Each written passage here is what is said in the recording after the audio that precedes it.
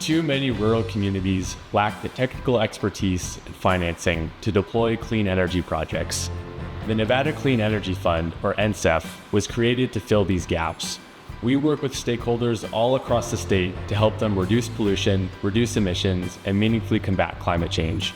Gerlach is a rural frontier town that has talked with Washoe County for years about the instability of their electric grid and what does that really mean to their stability and their quality of life.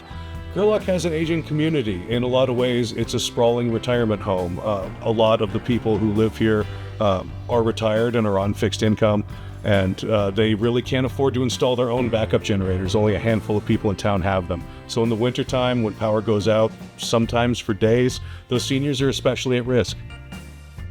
The Energizing Rural Communities Prize has allowed the team to dive into the challenges Gerlach faces as a remote outpost on the energy grid, as well as some of the opportunities we have to make the town more energy resilient. The prize money has allowed us to research the quality of both solar and geothermal resources.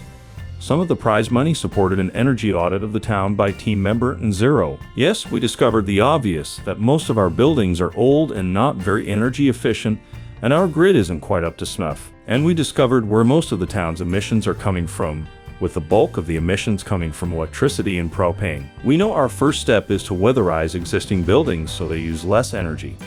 This will save customers money on their energy bills and make everyone more comfortable in times of extreme heat and cold. To help Gerlach become more resilient in the face of extremes, the community's request is for a solar microgrid with battery backup to give the town backup power when the power goes out. We have initial schematic designs. We will also be installing wind anemometers to evaluate the potential for micro-wind turbines to support electric power. Gerlach's a wind tunnel, but where the turbines belong still need to be determined, and we need to find a source of heat to replace propane. The obvious choice for Gerlach is geothermal, which is abundant in, around, and directly under Gerlach. We even found a feasibility study of a district geothermal heating microgrid from the 1980s. People involved in the project say the project was not pursued because they thought it was too expensive. If only they had the benefit of our hindsight now. Imagine what would have happened to Gerlach if we would have actually taken the study and done what the study suggested and not worried as much about the money back then. A lot of people in Gerlach right now would have probably free resources for geothermal power, all of those types of things that we sometimes struggle with for energy. Along the way, we have been joined by additional partners.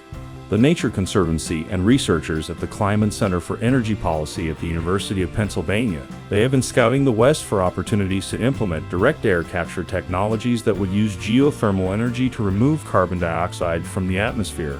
You need a good low carbon, and emphasize low carbon because we're trying to take carbon out of the atmosphere. So counterproductive to put it back, right? So low carbon energy source, because direct air capture is energy intensive. And you need something to deal with the CO2. Right? So stored away, you can't really do that in the subsurface in Nevada, right? From what we've analyzed. So we've been looking for, kind of a good host in terms of a rock or a mineral. And then third, community acceptance, right? We need that community buy-in and them to really understand the risks and benefits and let us know if this project's right for them. So that's really what drew us out there. The first two components, the low carbon resource and geothermal, brought us to Nevada. So it certainly brings us to Gerlach. The Empire tailings, right, brings us also out here. So we see we've got at least two of the three, and then it's kind of that third pillar, which is arguably most important, right, to make sure the community likes the project, excited by the project, understands the risks and the benefits of the project. But all this touches a sensitive nerve for the people of Gerlach, who have already been stung by previous proposals to develop geothermal energy in the region. I have a lot of concerns about geothermally developing the hot springs just outside of town. Much of this concern comes from subsidence issues within the town. There are numerous examples, especially on our main street, but also along residences. Water coming to the surface and causing problems for structures. I could name a bunch of different buildings in the main street that have had to have extensive work due to this. Another concern with geothermal development for us is noise. Most geothermal power plants are extremely loud. I've yet to find an exception to this rule, and the hot springs are right at the edge of our town. Our town is very quiet. We like it that way. It's not really an industrial sort of town. The final thing is our water supply. Most of the proposals for developing geothermal come right at the southern tip of the Granite Mountains, and all of our water comes out of the southern tip of the Granite Mountains. I've seen a lot of studies done showing how the development wouldn't affect it, but if that's ever wrong and the town loses its water supply, the town is done for. There is exciting potential to develop Gerlach's amazing geothermal resources in a way that can benefit the community. But first, we need to make sure the project does no harm. We think DAC, direct air capture, and geothermal energy is peanut butter and jelly for a climate solution. We just think it's such a perfect pairing. In fact, the first commercial direct air capture plant in the world, Iceland, geothermal energy. Nothing in the States about this yet, right? So really showing that it's possible here, and how that recipe kind of comes to fruition here successfully is going to be a tremendous blueprint, not just for Nevada, but also for surrounding regions and even kind of broader when you start thinking of enhanced geothermal systems, right? The scale that we're looking at, you're going to have to be dealing with communities a lot, and there isn't a lot of good historical legacy of how industry has engaged with community, right? So what's in it for them? So really being able to kind of understand a project like this and delivering tangible benefits to that community, engaging that community, making sure that there's a proper buy-in, I think is a really important lesson that can be kind of widespread.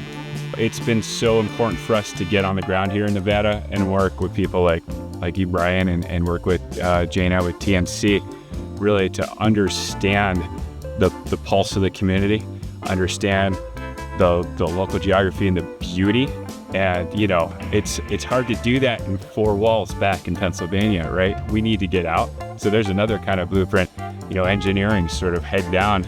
We've actually had some folks ask us in our department, why are you going out there? And it's not just for the scenery and for the beautiful people. It's like, because you need to get on the ground and learn those lessons and take them back if we're going to talk about realistic solutions. Otherwise, you're wasting everybody's time.